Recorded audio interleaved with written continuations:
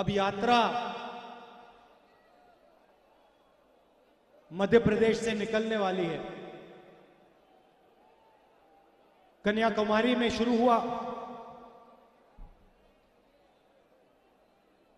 केरला,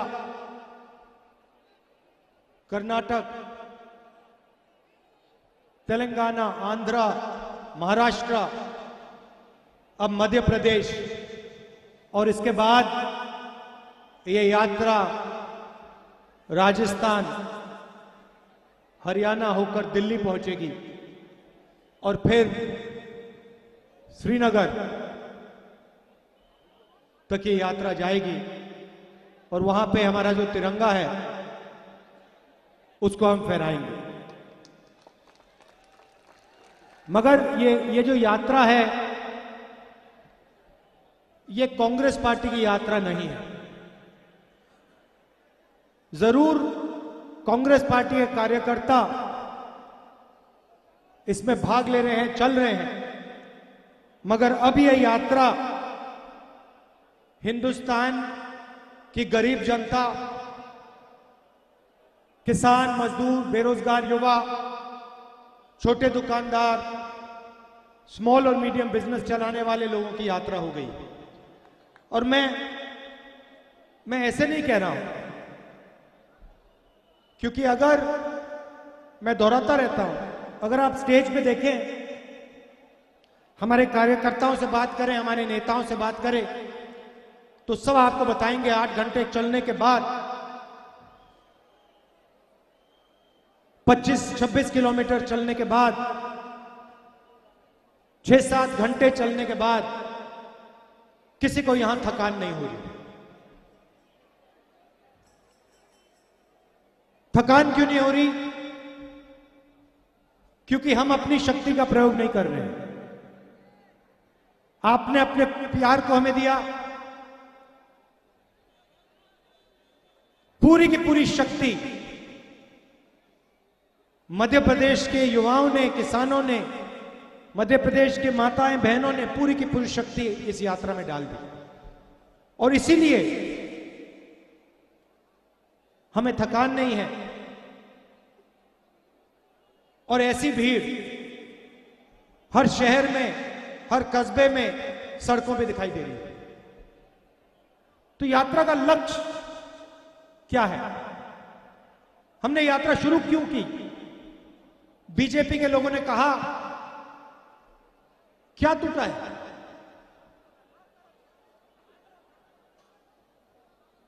देखिए, सड़क पे मैं लाखों लोगों से मिला हूं। हजार क्या हजारों कहना चाहता था, मगर नहीं, हजारों से नहीं, लाखों लोगों से मैं मिला हूं। किसानों से, मजदूरों से, बच्चों से, सबसे। आप किसानों से बात करो, सीधा आपको 3-4 चीजें कहते हैं। यूरिया नहीं मिलता, डीएपी नहीं मिलता, जब मिलता है बहुत महंगा हो गया है। हम बीमा का पैसा भरते हैं, तूफान आता है, आंधी आती है, नुकसान हो जाता है, खेत बर्बाद हो जाता है। बीमा वाली प्राइवेट कंपनी मिलती नहीं है, ना इंटरनेट पे मिलती है, ना टेलीफोन पे मिलती है, सही दाम नहीं मिलता, हमारा कर्जा माफ कभी नहीं होता। और पूछते हैं, किसान पूछते हैं, राहुल जी हमें आप एक बात समझाइए, हिंदुस्तान के सबसे बड़े अरबपतियों का कर्जा माफ हो जाता है, बैंक के सामने लाल कालीन लग जाता है, और हमारा 50,000 रुपए का लोन, 1 लाख रुपए का लोन माफ नहीं होता। क्यों? हमने क्या गलती की? हमने क्या कमी है? ये हजारों किसानों ने मुझसे पूछा है। दूसरी तरफ आप युवाओं से बात करो, कहेंगे इंजीनियरिंग की, माता पिता ने पूरा का पूरा पैसा जो था उनके पास शिक्षा में डाल दी। प्राइवेट कॉलेज, प्राइवेट यूनिवर्सिटी में पैसा डाला। इंजीनियर बनने का सपना था, पास हुए, पता लगा हिंदुस्तान में इंजीनियर नहीं बनता है। इंजीनियर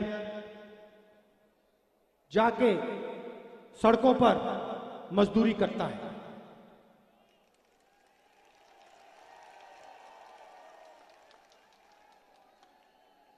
छोटे दुकानदारों से पूछो, कहते हैं राहुल जी, नोटबंदी ने, जीएसटी ने हमारे बिजनेस को, धंधे को खत्म कर दिया है। 2 दिन पहले छोटे व्यापारी आए, कहते हैं राहुल जी, रास्ता साफ किया जा रहा है, रास्ता साफ किया जा रहा है। मैंने पूछा किसके लिए, कौन सा रास्ता साफ किया जा रहा है? कहते हैं हिंदुस्तान के सबसे बड़े अरबपतियों के लिए रास्ता साफ किया जा रहा है, हमें उठा के परे किया जा रहा है।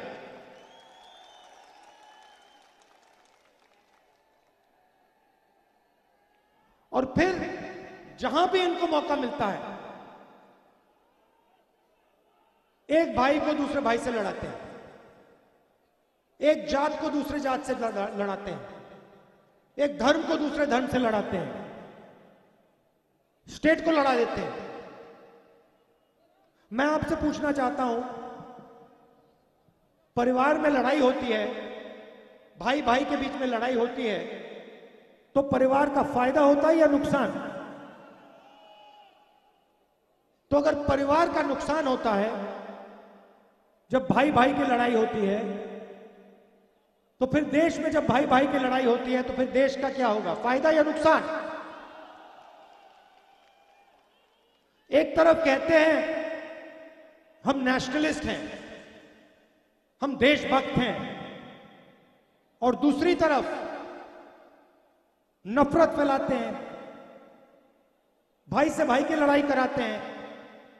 और जो हमारी देश की रीढ़ की हड्डी है, जो रोजगार देती है, किसान, छोटे व्यापारी, स्मॉल मीडियम बिजनेस चलाने वाले, उनको खत्म कर देते हैं, रीढ़ की हड्डी को तोड़ देते हैं।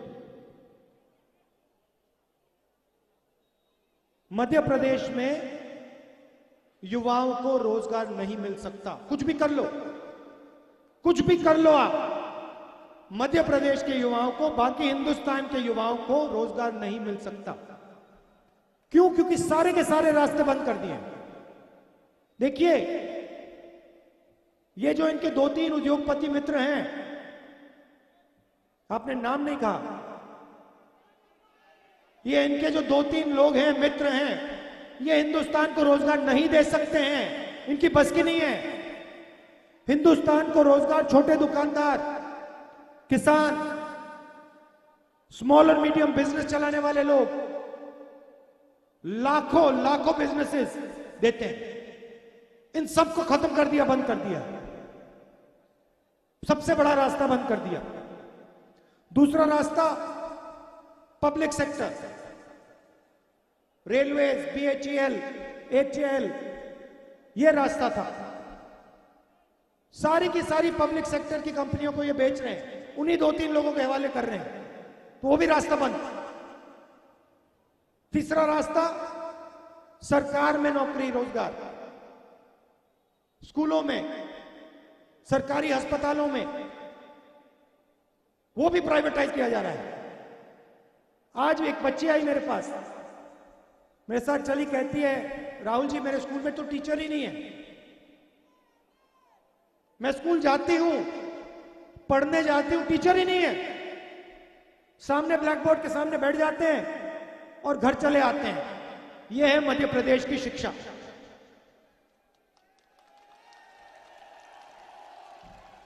अच्छा, बहुत लोगों से मिला हूं, एक पंडित जी आए, सुनिए, सबसे मजेदार बात आपको बताता हूं। नहीं सर, ठहरिए, सुनिए सुनिए, सबसे मजेदार बात। पंडित जी आते मेरे पास, और बहुत गहरा सवाल किया उन्होंने मुझसे, पहले समझाया। कहते हैं राहुल जी,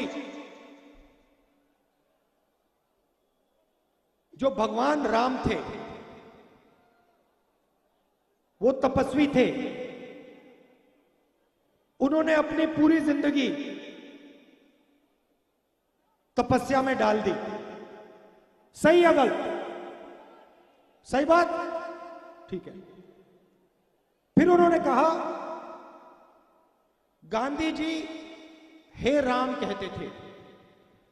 गांधी जी का नारा था हे राम। हे राम का मतलब क्या बताइए? जब गांधी जी कहते थे हे राम,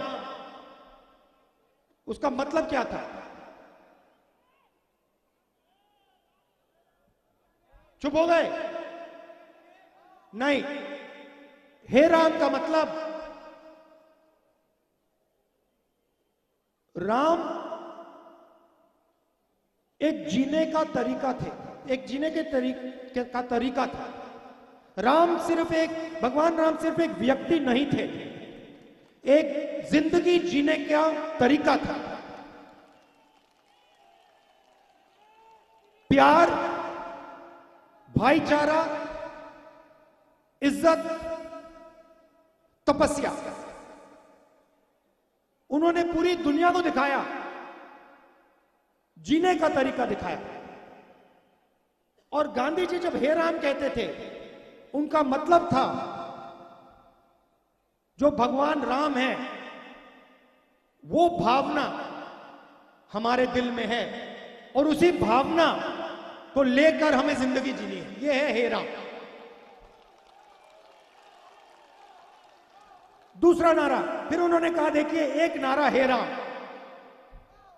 सुनो सुनो, डिस्टर्ब मत करो। एक नारा हे राम मतलब जिस प्रकार से भगवान राम ने अपनी जिंदगी जी, जो उन्होंने तपस्या किया, जो उन्होंने समाज के लिए काम किया, जो उन्होंने प्यार फैलाया, भाईचारा फैलाया,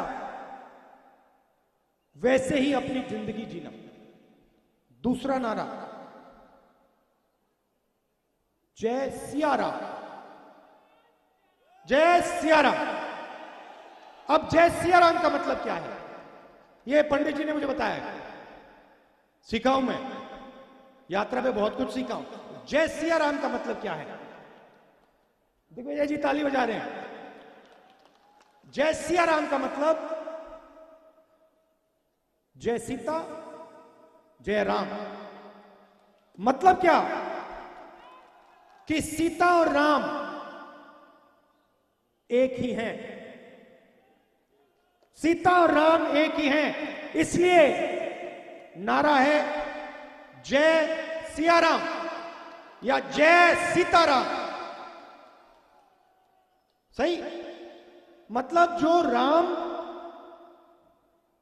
के जीने का तरीका था, जो उन्होंने सीता के लिए किया, भगवान राम ने सीता के लिए क्या किया आप जानते ही नहीं हो क्या? क्या किया? जाके सीता की इज्जत के लिए, सीता के लिए लड़े। सही?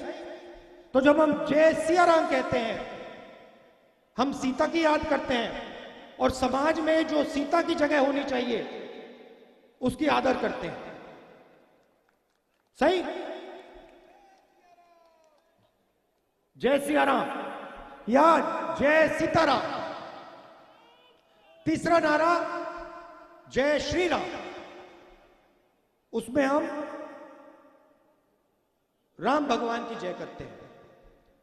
पंडित जी ने मुझसे कहा कि आप अपनी स्पीच में पूछिए कि बीजेपी के लोग जय श्री राम करते हैं मगर कभी जय श्री राम और हे राम क्यों नहीं करते?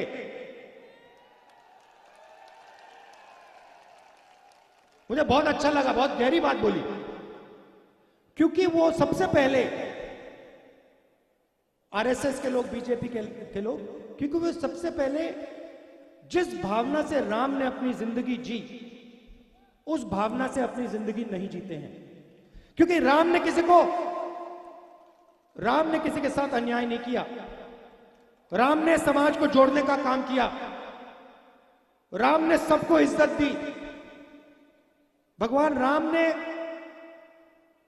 किसानों को, मजदूरों को, व्यापारियों को, सबकी मदद की। सही? ठीक है। तो जो उनकी भावना थी, जो उनका जीने का तरीका है, उसको आरएसएस के लोग और बीजेपी के लोग नहीं अपनाते। और तीसरा नारा, शायद सबसे जरूरी नारा, वो सिया राम जय श्री राम तो कर ही नहीं सकते, क्योंकि उनके संगठन में एक महिला नहीं है। तो वो जय सिया राम का संगठन ही नहीं है, क्योंकि उनके संगठन में महिला तो आ ही नहीं सकती, सीता तो आ ही नहीं सकती। सीता को तो बाहर कर दिया। अब ये बहुत गहरी बात मध्य प्रदेश के एक पंडित जी ने सड़क पे मुझे कही। कैसी लगी आपको? बढ़िया लगी? तो हमारे जो आरएसएस के मित्र हैं, मैं उनसे कहना चाहता हूं, जय श्री राम जरूर, जय सिया राम और हे राम, तीनों का प्रयोग कीजिए और सीता जी का अपमान मत कीजिए।